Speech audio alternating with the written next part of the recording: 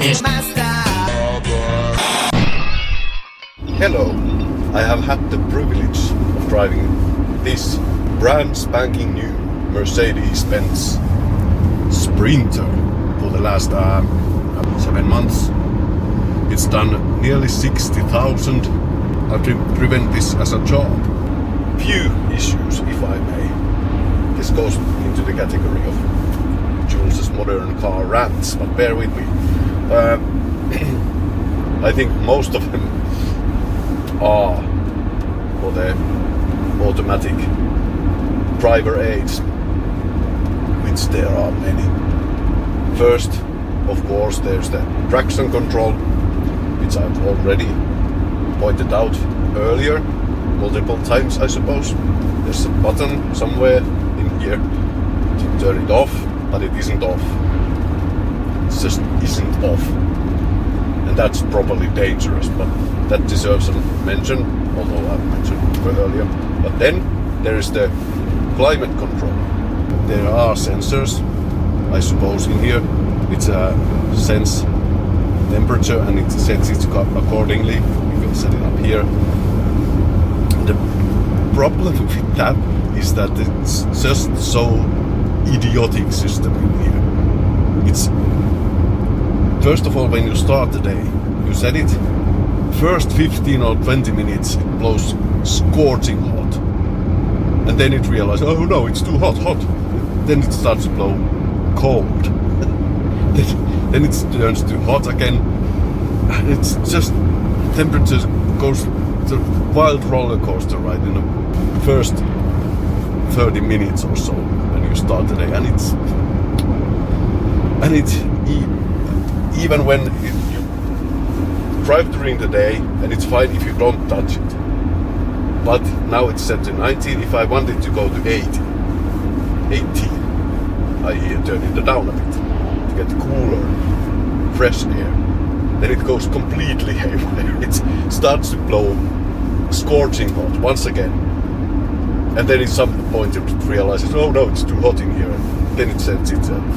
And then perhaps 10 minutes it stays within a reasonable limits, and then it, for some reason I don't really know, starts to blow scorching hot once again. Then you sweat about 5 to 10 minutes or so, and then it settles once again.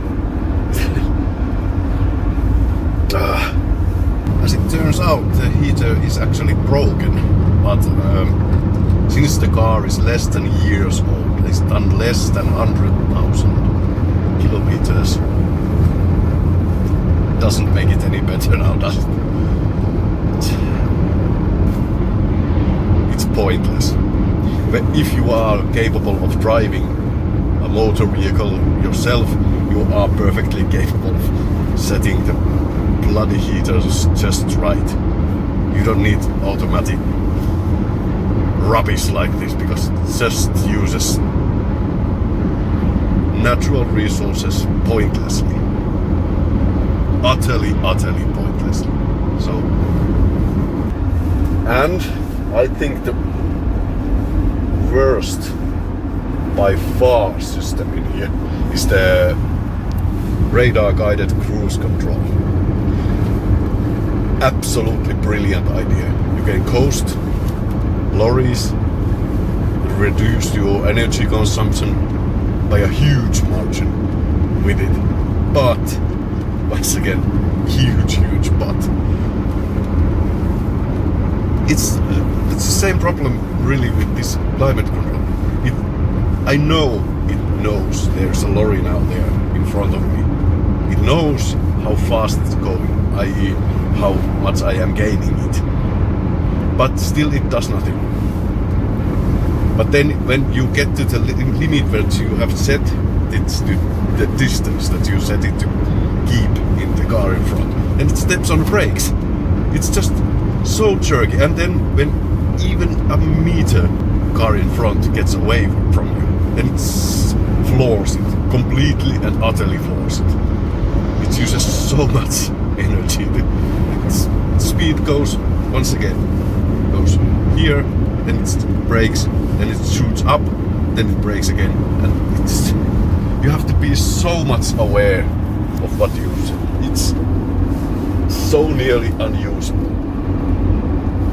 And the problem, you can control it with these touch buttons here. And a previous car that I drove this job at had a tiny knob to set the distance from the car in front. You can set it both ways. And that was brilliant. You can, downhill parts, you can sort of reduce the distance, i.e. increase the speed a little bit. And then when the eventually uphill comes, you can set it back to where you want it. So you can reduce the speed. But not in here. You have a single button which is used to reduce the distance. And when it gets to the north, it just jumps to the 4. So you cannot play with it. There's no room for adjustment in it. It's just either this or no. And it's just so nearly unusable.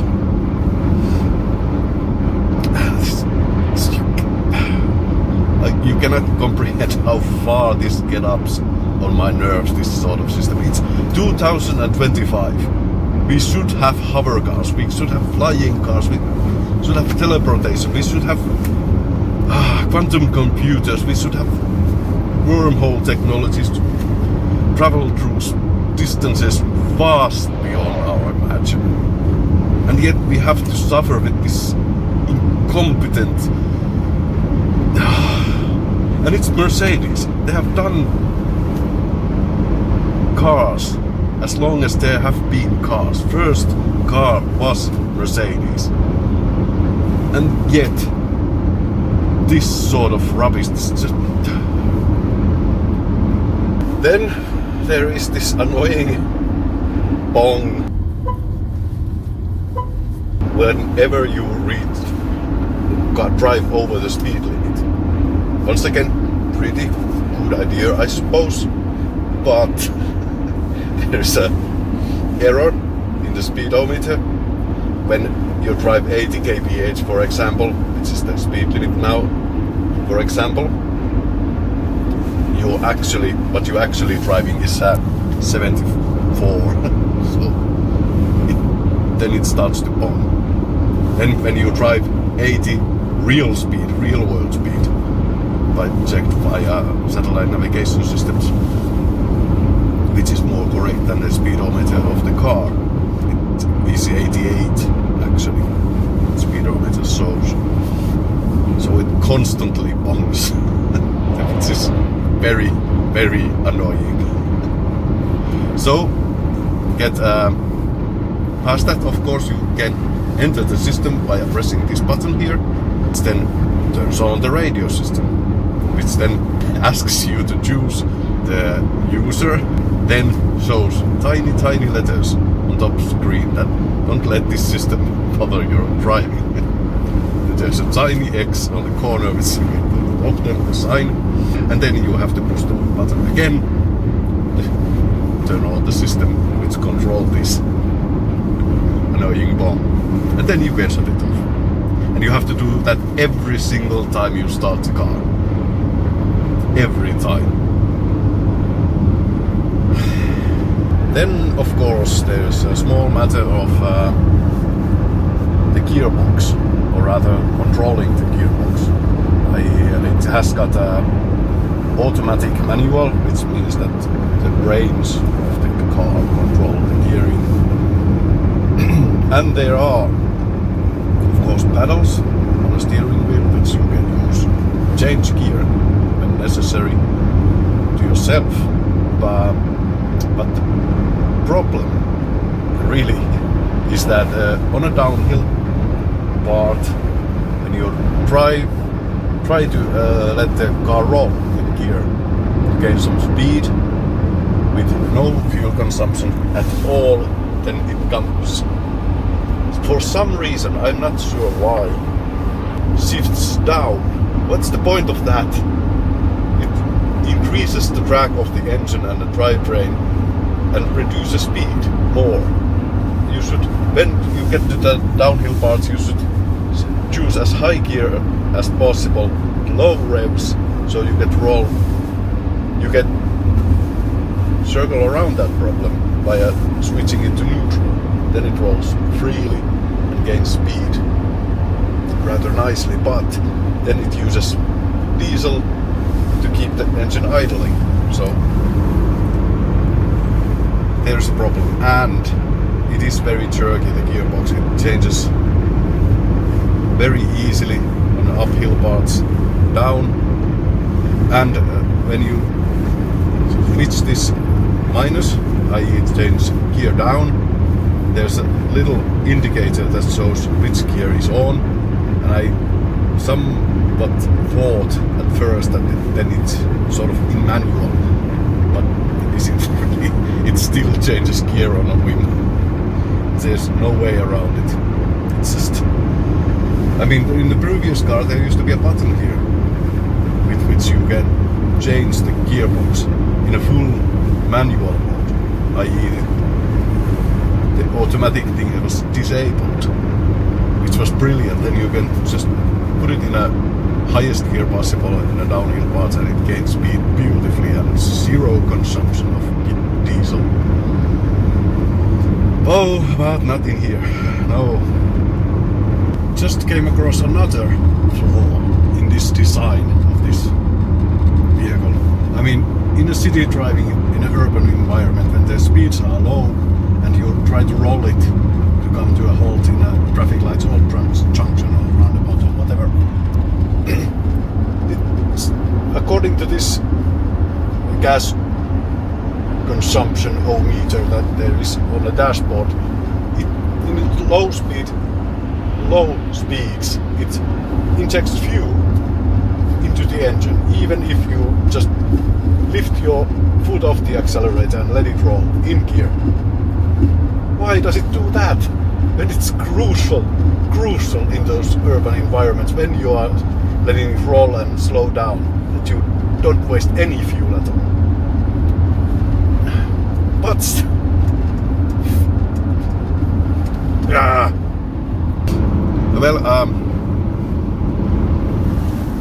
my mom always says, I don't really know if he says, but try to find something positive, something good about something, everything is around you. So good things, well, the seat is very good, very easy to find, comfortable, relaxed driving position, and it's spring loaded, so it sort of smooths out the ride even more, and there's just normal suspension, so that is okay. And when the weather is good, there's no sleet or snow or anything like that, and this system works, this radar guided cruise control works, then it's pretty good when you set it up just right. Just 1 kilometer per hour more than the car in front, so it won't use needless amount of energy to keep up with it. Then that is good system. You can save huge amounts of energy, which in this case is fossil fuels. Another good design thing on this vehicle is the windscreen washers. They are indicated into the washer blades, which, you know, wiper blades, and that means, of course, an instant you press this button there's a gush of water directly into the glass and into sort of a root of a blade, so there's no movement of a dry blade on a dry sheet of glass. It prevents a little bit of scratching it. That is a good thing, okay? But then there's another hilarious design flaw on this. When you wash the windscreen at speed, like you normally do, you're driving along and you have flies, spatters, or whatever on it, you wipe it, then all the water from the windscreen, all the water with bits of gravel and flies and bird feces all end up in here. In this and it messes it about. Well, it does leave this mirror area here unscathed, but it's of course in summertime when you drive your windows down, it all comes in. Come on, Mercedes, please. Well, to sum up the car, I mean, hectic perhaps it's the word. It's just everything about it. Even the automatic windscreen wipers, there's a sensor which senses how much rain there is coming. And it isn't a wiper system, it's a whipping system. It's just constantly it's hectic, it's idiotic and hectic and it's just panicky. It's it's too hot, too cold, there's a space, no there isn't. And well, perhaps it's aimed at modern motorists on the road, because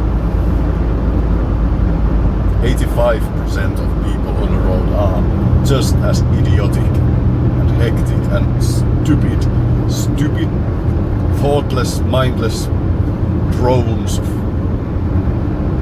useless waste of blood and flesh, just as this car is. It's just so hopeless.